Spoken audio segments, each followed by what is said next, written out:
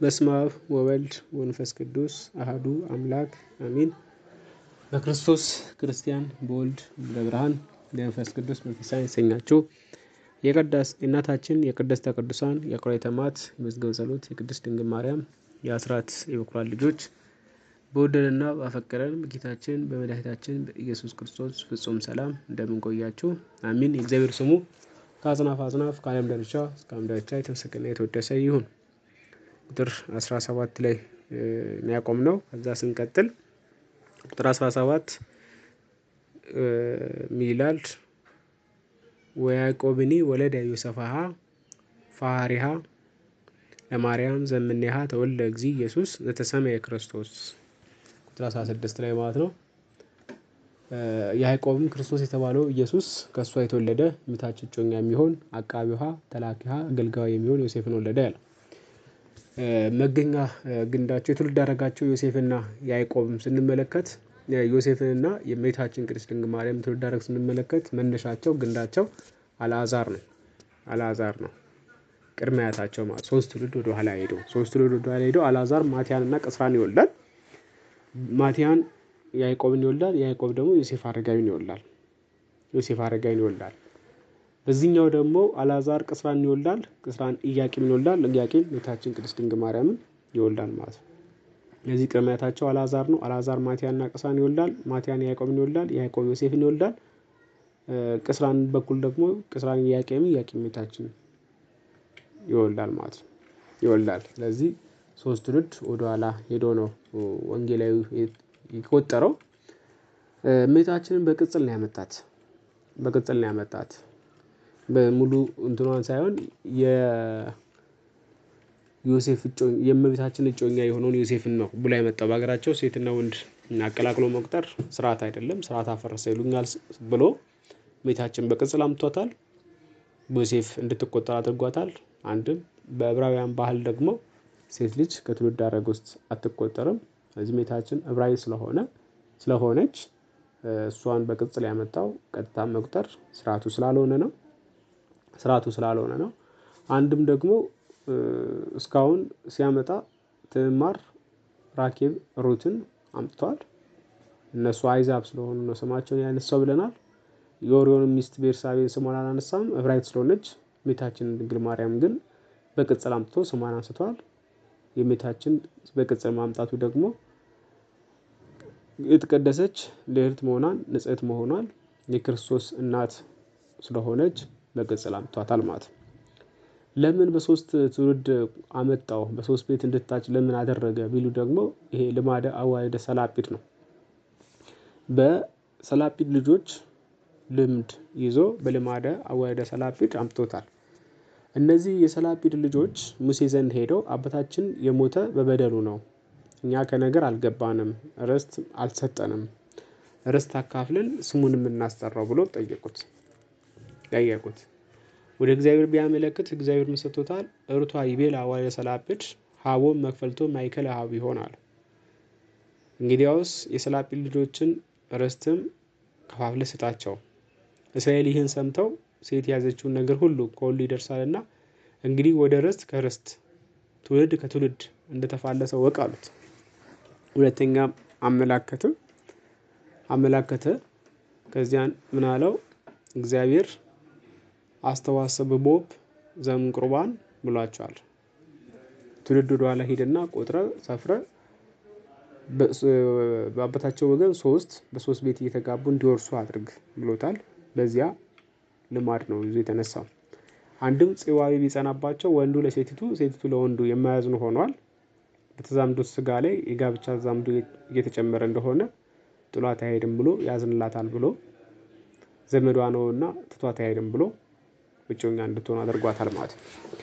በዚያውስ እንድታጭ መደረጉ ስለምንድን ነው ስንል ኃይል አረማዊት ባሏት ነበርና ነው። ኃይልን ያገኘችው ከሰማይ ነው፣ ብርታትን ያገኘችው ከሰማይ ነው እንዳይሉ እንድታጭ አድርጓታል። ወንድ ከወንድ ተገኘ ባሉት ነበርና ከመባህሎቱ ፈርተ በሲ ያግህድ ከመግዝትነ ማርያም በአማን በሲ እንዲል ማለት ነው። ስለዚህ እመቤታችን ቅድስት ድንግል ማርያም በመንፈስ ቅዱስ እንደጸነሰች ለማጠየቅ ነው፣ ይጠብቃት ዘንድ ዮሴፍን የሰጠው። አንድም ጽንስን ከአጋንንት ለማሳሳት አውቆ ቢሆን ብዙ ጽንስ ባበላሹ ነበርና እዚህ ቤታችንን ይጠብቃት ዘንድ ጽንሱን ይጠብቅ ዘንድ ይንከባከብ ዘንድ እንድታጭ አድርጎታል። አንድም ለምንድነው የተጣጨችው ብንል ደግሞ መስተማይናን ዝሁግላን አይምሮ አይሁድ ተንኮለኞች ናቸው፣ እርኩሶች ናቸው። እዚህ ግቢ ርኩስ ነው ይላሉና ከዚህ ንጹህ እንደሆነ ለማጠየቅ ነው። ንጹህ ጽንስ እንደሆነ ለማጠየቅ ነው። አንድም በመከሯ ጊዜ ሊከተላት ከርስት ገብቶ ሊቆጠርላት ከውግረት ሊያድናት ቤታችን ጸንሳለችና በምንጸንስበት ጊዜ ከባሏ ውጭ የጸነሰችው ሴት ተወግራ ትገደል ስለሚሉ ያን ምክንያት አድርጎ እንዳይወግራት በድንጋይ ወግሮ በገደሏት ነበርና ዮሴፍ እንዲጠብቃት ጠባቂያ ሆኖ ተመርጧል። ሌላኛው ደግሞ ከዕፀ ዕለትም ማለት ነው። ከዕለትም ሊያድናት ነው። ይዛው ሰብ አንስት ለአዱ በሲ ወይቤሉ ወሐድግ ዘንተ ጸለቶ እንዲል ምን ያደርጋሉ? ዕፀ ማይ የሚባል እሱን ወቅጠው ይሰጧታል። ከዛ ከተረፈች ጸንታ ትቆያለች። ካልሆነ ግን እሱ ሰውነቷን በጣጥሶ ይገላታል። ስለዚህ ከዚህ ሊያድናት ነው። ከዚህ ሊያድናት 7 ሴቶች አንዱን ወንድ ከትችት አድነን ልብስ ቀለብ እንለምበሱ ይባባላሉ። በኢሳይያስ ላይ የተናገረው ትንቢት ማለት ነው። ስለዚህ ቤታችንም ከሌሎች ይጠብቃት ዘንድ ነው። አመሩ ፈቃደ ዮሴፍ ወሰለስቱ ሊቃውንት አመሩ ፈቃደ ሥላሴ። ይሄ የእግዚአብሔር ፍቃድ ነው፣ በዮሴፍ ፍቃድ ላይ ያደረ ነው። ሁለቱ ሊቃውንት የተባሉት ዮሴፍ ለጊዜው አገባለሁ መስሎት ነበረ። የጻፉት ሳዊሮስ ዘስሙናይን የያዕቆብ ዘሮሃ ናቸው። 3 ሊቃውንት የተባሉት ደግሞ ሥላሴ ንጽሕናውን ባወቁ አስጠብቆታል ብለው የጻፉት አትናቴዎስ ሐዋርያው፣ ጎርጎርዮስ ዘንሱስና ዮሐንስ አፈወርቅ ናቸው።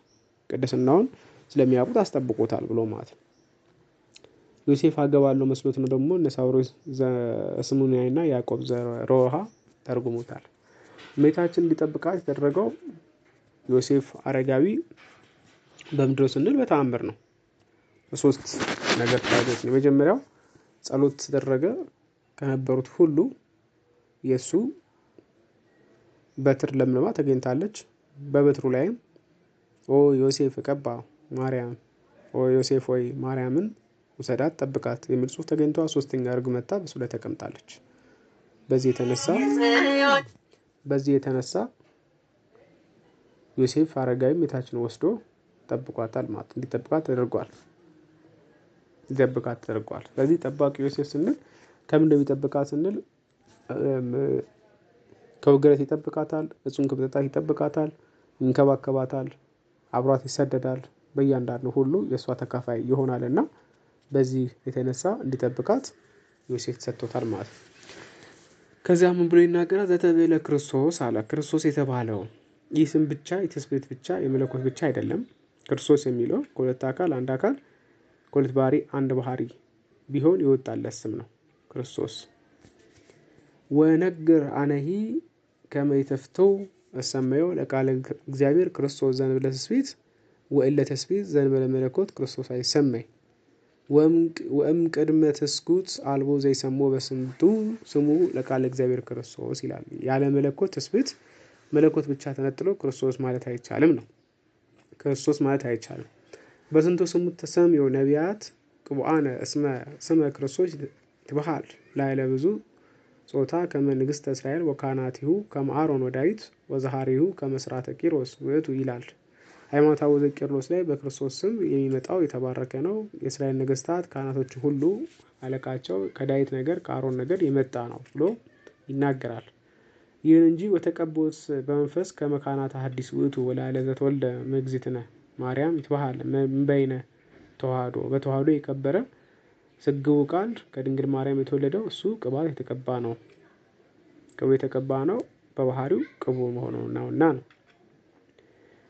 ስለዚህ ቅዱስ ገብርኤል ስሙ ዘውሃቦ ለማርያም ዘትርጓሜ አምላክ ውእቱ እንዲል ኤልን ሲያይ ክርስቶስ ብሎታል።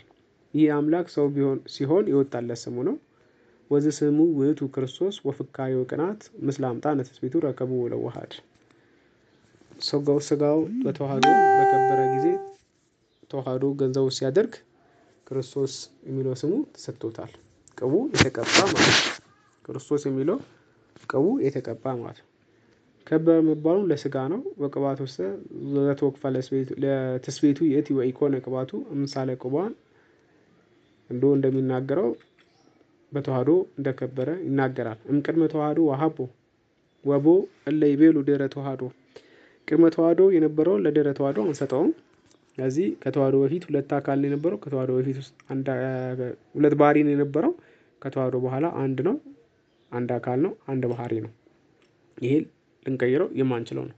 ወገባህሪ ውስጥ ለውቱ ስጋ መንፈስ ቅዱስ መቀቦ ወተዋህደ ቦቱ አምላክ ቃል ያለውን ይዘው ተቀበው ተዋህደ የሚሉ አሉ ነው። ተሰግዮ ነሳ ቅባተ ዘተሰባ ተቀባ ያለውን ደግሞ ይዘው ተቀብቶ ተዋህደ የሚሉም አሉ። ነገር ግን እንዲህ አይደለም። ሲቀባም ሲዋሃድም አንድ ጊዜ ነው። ልዩነት የላቸውም። ከመቅጽበት አይን ነው። እንደ አይን ጥቅሻ ልዩነት ራሱ የላቸውም። ተቀብቶ ሲዋሃድ ማለት ነው። እለሰያ ምን ሩታ ይመሄሩ ከመተቀባ ቃል ስጋው ወእም አመኮነ ቃል ስጋ አሚሃ ስራ የመንፈስ ቅዱስ ግብር እንደተዋሃደ የሚያጠይቅ ነው ማለት ነው። እንደተዋሃደ የሚያጠይቅ ነው። ስለዚህ መንፈስ ቅዱስ የተቀባ ነው። ቅቡ የተቀባ ነው። የትውልድ ሐረግ ቁጥሮች ስንመለከት 42 ቁጥር አለ፣ 45 ቅድም ባለፈው ያየነው ማለት ነው። ቅዱስ አውግስቲን በዚህ የትውልድ ሐረግ ውስጥ የኢኮንያን ስም ሁለት ጊዜ መጠቀሱን ያመለክታል። አንደኛው በሁለተኛው ትውልድ ክፍል መጨረሻ የትውልድ ክፍሎችን ሶስት ነው የምንከፍላቸው። ከአብርሃም እስከ ዳዊት፣ ከዳዊት እስከ ባቢሎን፣ ከባቢሎን እስከ ክርስቶስ በሶስት ትውልድ እንከፍላለን። በሁለተኛው የትውልድ ክፍል መጨረሻ ላይ እና በሶስተኛው ክፍል መጀመሪያ ላይ ነው ሁለት ጊዜ የተጠቀሰው ማለት ነው። ኢኮንያን በባቢሎን ምርኮ ጊዜ ከአባቱ ፋና እንደ ንጉስ ሲቀመጥ ስለነበረ በመጽሐፍ ቅዱስ ላይ ስለ አመፃው ምንም አልተጻፈም። ነገር ግን ስለ ህዝቡና መሪዎቹ አመፃ ብቻ ተጽፏል። ንጉስነቱ ከእርሱ ተወስዷል፣ በምርኮ ተወስዷል፣ የህዝቡ ኃጢአት ምክንያት ስለነበረ። ይህ እንደሚያመለክተው ኢኮንያን እንደ ጌታ ሁለት ጊዜ መነሳቱ የኢየሱስ ምልክት ሆኖ ይቆጠራል። ጌታችን መድኃኒታችን ኢየሱስ ክርስቶስ ሁለት ጊዜ ተቆጥሯል። ወደ አይሁድ መጥቶ ለማዳን እየፈለገ እነርሱም ስላልተቀበሉ ከዚያ ደግሞ ወደ አሕዛብ ወደ ባቢሎን ሄዶ እነርሱ ለማዳን ቀርቧል። እሱ የጣለው መሰረት ስለሆነ ማለት ነው፣ ማዕዘን ድንጋይ ስለሆነ የህዝብን ግድግዳ ከአይሁድ ግድግዳ ጋር በማያያዝ አንድ ቤተክርስቲያን እንዲሆን ይመሰርቷል።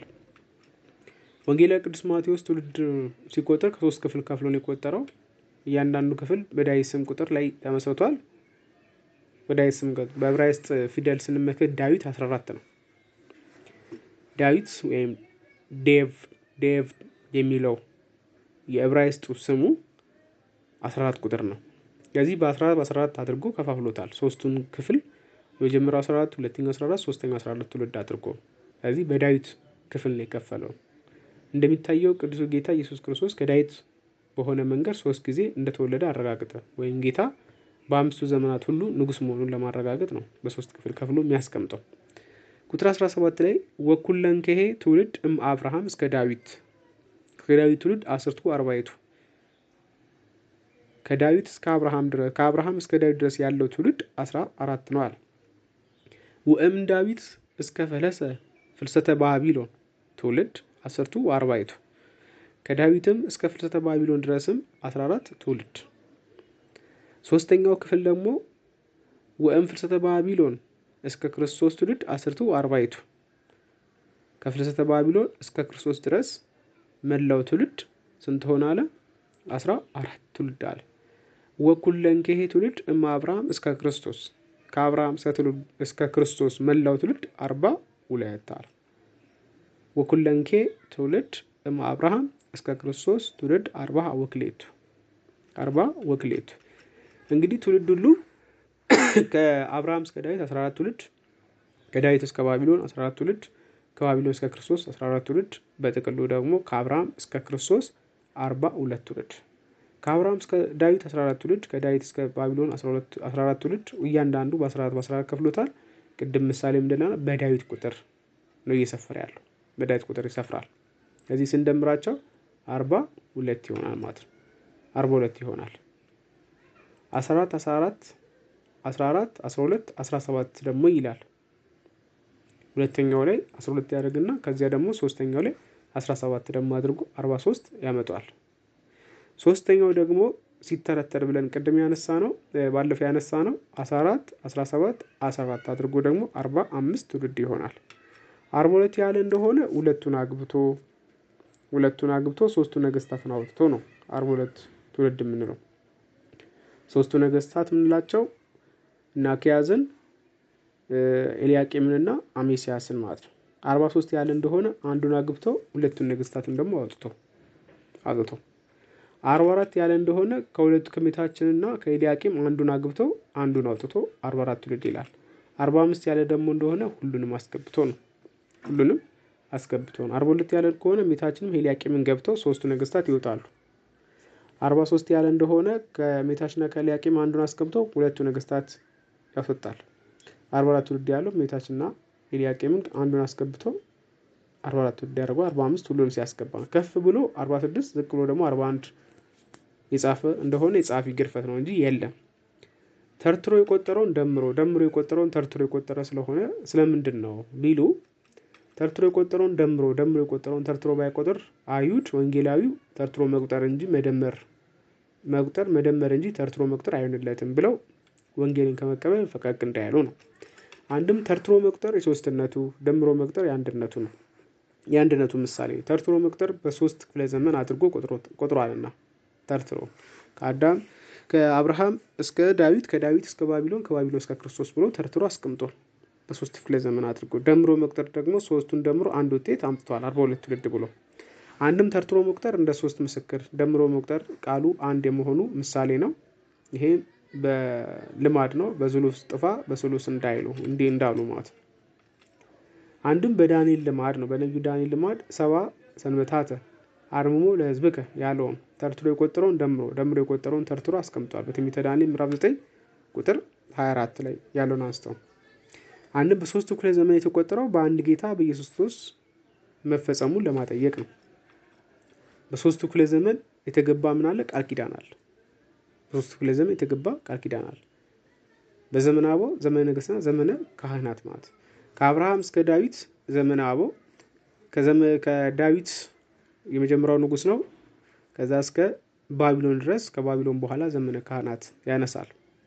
በዘመነ አበው ምንድነው የተገባው ቃል ስንል በዘር ከይትባረኩ ኩሎሙ አሕዛበ ምድር በዘር የምድር ነገስታት የምድር ነገሮች ሁሉ ይባረካሉ ተብሏል። ይሄ ትንቢት መፈጸሙ በማን? በክርስቶስ ኢየሱስ መፈጸሙ። በዘመነ ነገስት ደግሞ የተገባው ቃል ኪዳን እንደው ሲባል ኪዳነ ዳዊት ነው። ኪዳነ ዳዊት እስመ ፍሬ ከርስከ አነብር ዲበ መንበርከ ከወገብ ፍሬ በዙፋን ላይ አኖራለሁ ተብሎ ለዳዊት ቃል ተገብቶለታል። ስለዚህ ኪዳነ ዳዊትን ኪዳነ አብርሃም መፈጸሙን ለማጠየቅ ኪዳነ አበው ለመፈጸሙን ለማጠየቅ በማን? በክርስቶስ ኢየሱስ። በዘመነ ካህናት የነበረው ደግሞ መቅደስ ተታነጽ እስከ ክርስቶስ ንጉስ እስከ ትትዘመበር እስከ ክርስቶስ ድረስ መቅደስ ትሰራለች ከዛ ተፈርሳለች ተብሎ የተነገረው ትንቢት በአንድ ጌታ በክርስቶስ መፈጸሙ ማለት መፈጸሙ መቅደስ ተታነጽ እስከ ክርስቶስ ንጉስ እስከ ትትዘመበር ተብሎ ተነግሯል። ይህን ሲያጠይቅ ነው። አንድም ተርትሮ የቆጠረው የስጋው ምግብ ሲለዋወጥ መጥቷልና በዘመነ አበው የነበረው ምግብ እንደው ሲባል ተግሳጽ ነው። ምክረ ተግሳጽ ነው። የአባት ለልጅ ያልፍ ነበርና ነው። መጽሐፍ አልተጻፈም፣ ህግ አልነበረም። በዘመነ መሳፍንት መጽሐፍ ተጽፏል። መስቀል መቁረጥ ሆኗል። በዘመነ ካህናት ሁለቱም ሆኗል። እንደ ዘመነ አበው ምክረ ተግሳጽም ነበረ። ህዝቡ ከኃጢአት ውስጥ የዘፍቀው ስለነበር ነቢያት የተላኩ ይገሰጻሉ። የአባት ለልጅ የሚያልፍ ሆኗል። እንደ ዘመነ መሳፍንት ደግሞ መስቀል መቁረጥ ሆኗል። ወንጀለኛ መምጣት ሆኗል። እዚህ የስጋ ምግብ ሲለዋወጥ ቀድሞ በክርስቶስ ኢየሱስ መፈጸሙ መንፈሳዊ ምግብ ምንም በካህናት በኤጲስቆጶሳት እጅ ቢሆንም አልተለወጠም፣ አንድ ነውና ነው። ደምሮ ሲቆጠር ደግሞ መንፈሳዊ ምግብ ለውጥ እንደሌለው ተጠይቅ ነው። 42 ላለው 42 ነው ብሎ ማስቀመጡ ወኩለን ከሄ ትውልድ አብርሃም እስከ ክርስቶስ ትውልድ 40 ወክሌቱ አለ። 40 ወክሌቱ 42 ላለው ለሰለሞን 6 እርከን አትሮንስ ነበረችው። እሱ በስድስተኛቱ ሆኖ ነገር ሲሰማ ሲፈርድ ይውል ነበር። 6 እርከን በሱባኤ ቢገቡት በ7 ቢያባዙት ማለት 42 ይሆናል። የ42ቱ አበው ምግብና ሲፈጸም ጌታ ሰው የመሆኑ ምስጢር ሰለሞን የጌታ አትሮንስ ደግሞ የጌታችን ምሳሌ ነው። ሰለሞን የጌታ አትሮንስ የጌታችን ምሳሌ ነው። ስለዚህ ምግብናው ተፈጽሞ ጌታችን መድኃኒታችን ክርስቶስ ፍጹም ሰው መሆኑ ነው። 43 ነው ደግሞ ቢሉ 43 ነው ደግሞ ቢሉ ለደብተራ ኦሪት 43 አይማድ ነበራት። 43 የሚሸከሟት ምሰሶች ነበሩት ደብተራ ኦሪት ማለት ነው። የኦሪት ድንኳን 43 አይማድ ነበራት። 43 አይማድ ተስቤተ አቦ ሲፈጸም ጌታ ሰው የመሆኑ ምሳሌ ነው። 43ቱ የስጋ ዘር የትውልድ ሐረግ ሲፈጸም ጌታችን ሰው ሆኗል ማለት ነው። ሰው ሆኗል። 44 ነው ቢሉ ደግሞ 44 ለምን አሉ ቢባል እስራኤል በ44ኛው ጉዞ ሰጢም ሰፍረው ርስታቸውን አይተው አድረዋል። ከግብጽ ተነስቶ ከነዓን እስከሚገቡ ድረስ 44 ቦታ ሰፍረዋል እስራኤላውያን ማለት ነው። 44 ቦታ ሰፍረዋል፣ ድንኳን ተክሎ ኖረዋል፣ አድረዋል ማለት ነው። 44 የተባለው በ44ኛው ጉዞ ሰጢም በምትባል ስፍራ ላይ ሰፍረው ርስታቸውን አይተው አድረዋል ከነዓንም ማለት ነው። 44ኛይቱ ትውልድ ከሜታችንም ደግሞ ጌታ ተወልዶ አይተነዋልና በ44ኛው ትውልድ ከሜታችን ጌታ ተወልዶ አይተነዋልና 44 አድርጎታል። 45 ላለው ደግሞ በ45ኛው ጉዞ ክርስታቸው ገብቷል። 44ኛው ትውልድ አይቶታል። 45ኛው ትውልድ ደግሞ ርስታቸው ገብቷል። ምዕመናንም 45ኛው ትውልድ የሆነ ጌታ ርስታቸውን ይወርሳሉና ነው። የቤታችን 44ኛ ጌታችን 45ኛ ትውልድ ነውና በክርስቶስ ኢየሱስ ርስታችን መንግስተ ሰማያት ክብራችን የቀድሞ ልዕልናችን መመለሱ ወደ ቀድሞው ማንነታችን መግባታችንን ያጠይቃል ማለት ነው። ይቆየን። ያስተማረን የመከረን አባታችን አምላክ ስም ይመስገን ይወደስ ይሁን።